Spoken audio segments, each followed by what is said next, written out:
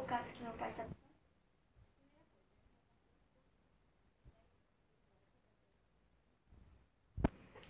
Bota um pouquinho. Eu vou botar pouquinho porque eu já fiz. Mas bota do... Depende.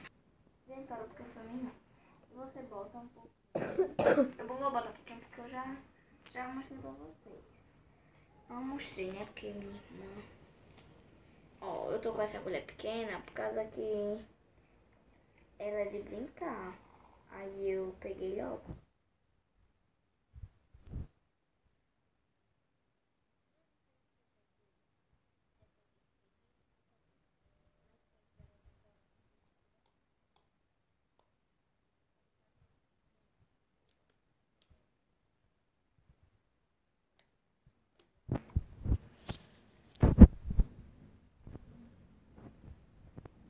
Ai, então, beleza.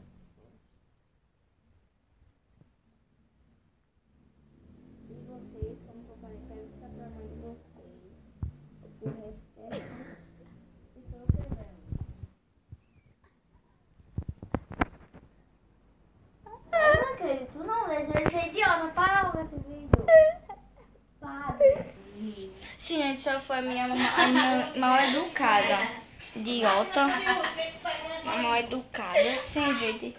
E vocês continuam. Meu nome é mexendo. Isabel, tenho 13 anos. Esse esfregando de arqueta faz uma maisena, não tá aprendendo nada. Essa foi a moeba. Espera, gente.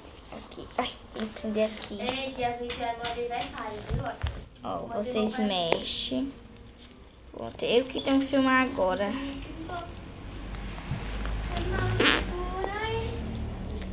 Mexe. Mexe até ficar no ponto.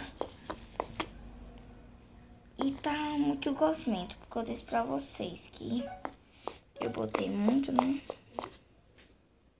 Ó, peraí. Deixa eu mostrar.